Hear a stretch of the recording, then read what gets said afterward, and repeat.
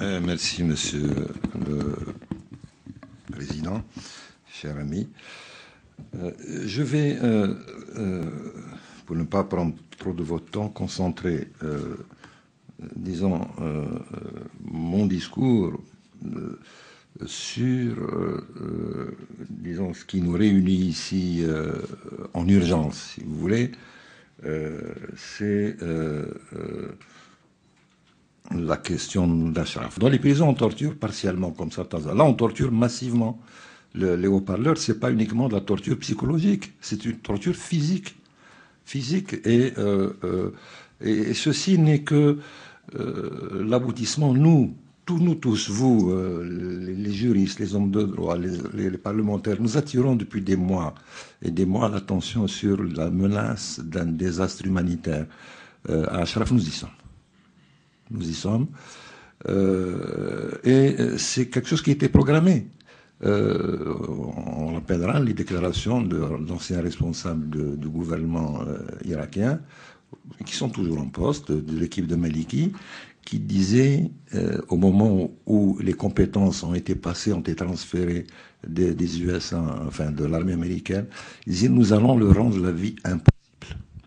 Nous ayant abouti à la conclusion assez rapidement qu'ils ne peuvent pas les chasser, maintenant on veut leur rendre la vie impossible. On utilise tous les moyens parmi les plus inhumains.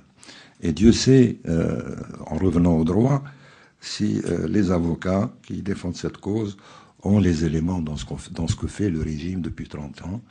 Et je les salue pour le travail qu'ils font pour rompre cette conspiration du silence qui n'a que trop duré sur la manière dont gouverne ce régime et sur les méfaits qui, sur le plan historique, ont peu d'exemples dans le passé. Alors, pour terminer mon discours, je voudrais simplement, sur le plan pratique, sur le plan légal,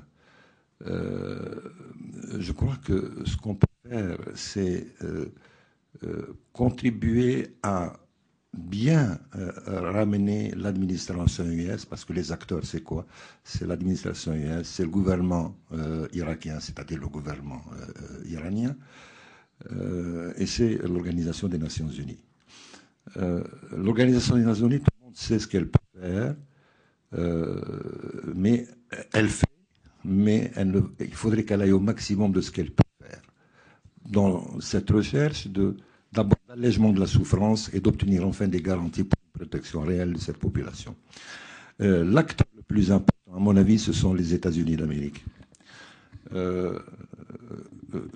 Je crois que même les congressmen de US sont arrivés à ce niveau de sensibilisation. Merci beaucoup.